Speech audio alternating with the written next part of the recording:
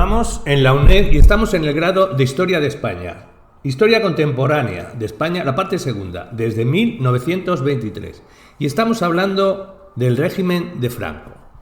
Y vamos a hablar, por último, de la parte política. Tenemos un cambio de gobierno en el año 57 cuando entraron los tecnócratas. Los nuevos ministros que entraron este año tenían un perfil claramente franquista, pero no venían de las típicas familias del franquismo. A partir de ese momento se detecta una división cada vez mayor entre estas familias que apoyaban el franquismo. De manera que se puede hablar de un pluralismo limitado dentro del régimen. Empezó a surgir un cierto aperturismo dentro del propio sistema, si bien lejos todavía de un planteamiento democrático. En este aperturismo vamos a tener a gente como a Fraga o Araiza. En contra de este aperturismo vamos a tener un sector que vamos a llamar inmovilista, y dentro de él vamos a tener a Blas Piñar. Estos son los comienzos. A mediados de los 60 ya nos encontramos con una clara lucha de poder entre estas dos tendencias. Entre los inmovilistas por un lado y los reformistas por otro. En este último sector, reformistas, nos vamos a encontrar con algunos ministros de origen falangista, que van poco a poco evolucionando, y con gente que viene del grupo de los tecnócratas. Aquí vamos a tener a Carrero Blanco y a Laureano López Rodó, además de los anteriormente mencionados Fraga y Araiza. No se está pensando en una democracia de estilo occidental, se está pensando en lo que ellos llaman una democracia social orgánica. A mediados de los 60, además, en paralelo al éxito económico del plan de estabilización y en paralelo también a la fuerte urbanización, fuerte paso de la gente del campo a la ciudad, empezaron a surgir movimientos sociales, ciudadanos que muy pronto se van a sumar a la oposición a la dictadura. Además, la propia apertura de la dictadura al exterior favoreció la llegada de turistas. Estos también vienen con ideas democráticas de sus propios países, por lo que también se contagia a la gente de aquí. En líneas generales, todo esto llevó a que la oposición a la dictadura aumentara. La dictadura, la única medida que utilizó fue incrementar la represión. Para 1963 se creó el Tribunal de Orden Público, TOP. Este tenía que juzgar los delitos de terrorismo. Antes se consideraba terrorismo a muchas cosas. Este tribunal llegó a dictar del orden de más de 300 sentencias por año. Todo el mundo tenía mucho miedo al TOP. Entre los años 67 al 73 aumentó todavía más la represión, siendo bastante frecuentes los estados de excepción. La suma de todos los meses en que estuvieron en estado de excepción fue como de 35 meses. El país estaba ya bastante convulsionado. En diciembre del 66 se promulgó otra ley fundamental, que fue la Ley Orgánica del Estado. Suponía un paso más en la institucionalización de la dictadura, con la idea de adecuarla a la nueva realidad económica y social existente en España tras el éxito del plan de estabilización. Pero la ley era muy limitada, ya que no recogía ni derechos políticos ni sindicales, semejantes a los de una democracia, ni reconocía la libertad de partidos políticos ni de sindicatos. O sea que no reconocía nada. En 1969 vamos a tener un nuevo gobierno, que va a durar desde el 69 al 73. Vamos a tener a Carrero Blanco como el personaje clave de este periodo. Primero como vicepresidente de gobierno, mientras que Franco era el presidente. Y después, desde junio del 73, como presidente del gobierno. Y es en junio cuando se separa la jefatura de gobierno con la jefatura del Estado. No como antes, que era Franco quien tenía los dos cargos, es decir, todo el poder. Este periodo va a ser el momento de máximo poder de Carrero.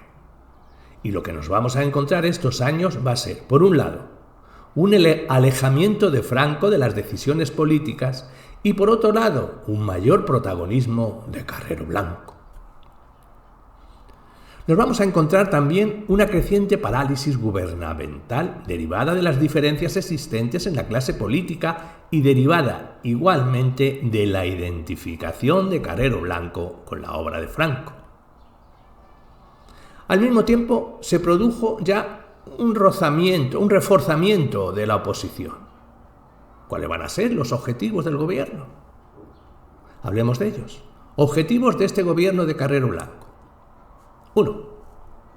Mantener la unidad de las fuerzas franquistas. Va a ser muy difícil porque estaban ya muy divididas. 2. Neutralizar a la oposición. También va a ser muy difícil.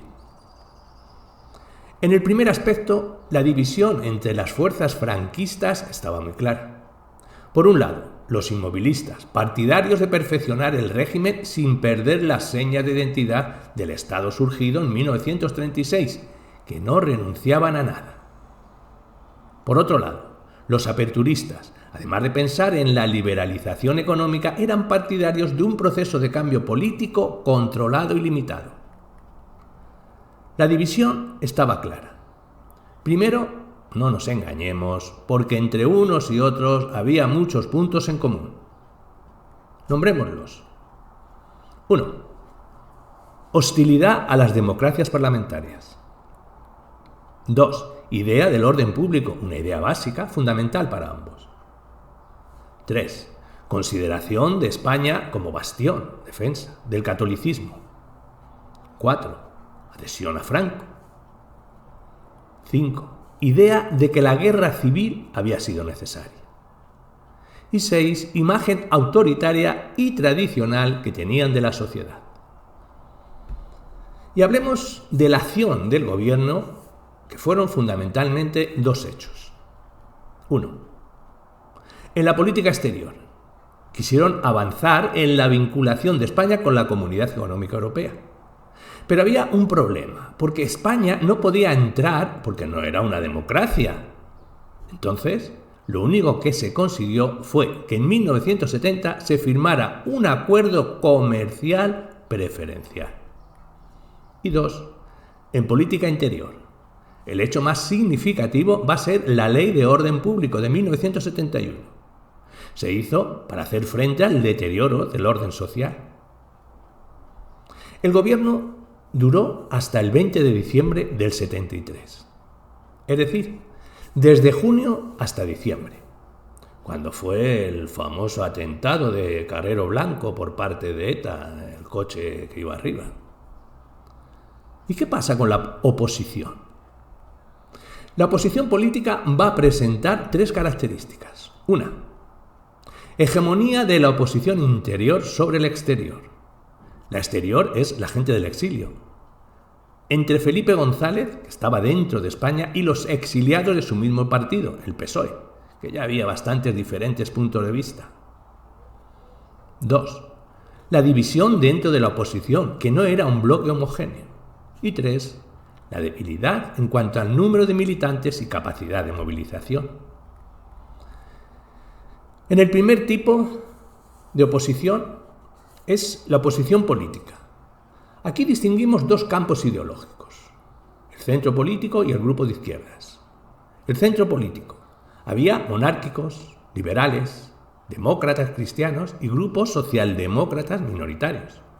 Y en los grupos de izquierdas, donde teníamos comunistas y socialistas. Eso es el primer tipo de oposición. El segundo tipo de oposición, la Iglesia.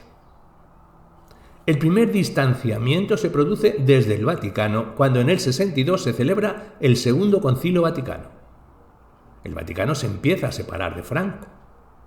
Uno de los signos de este distanciamiento es el nombramiento de Tarancón como arzobispo de Toledo y presidente de la Conferencia Episcopal.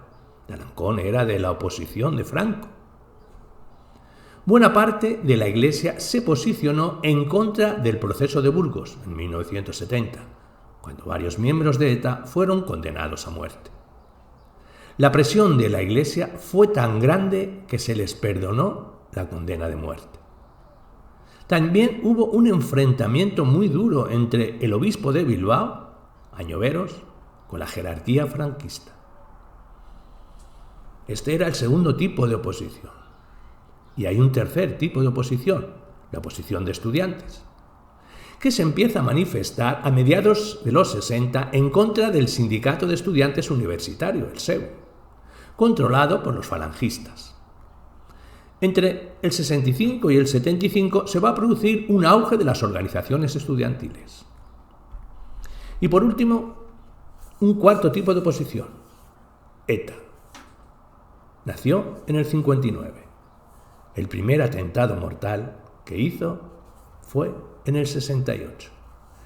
Y a consecuencia se hizo el proceso de Burgos, anteriormente mencionado.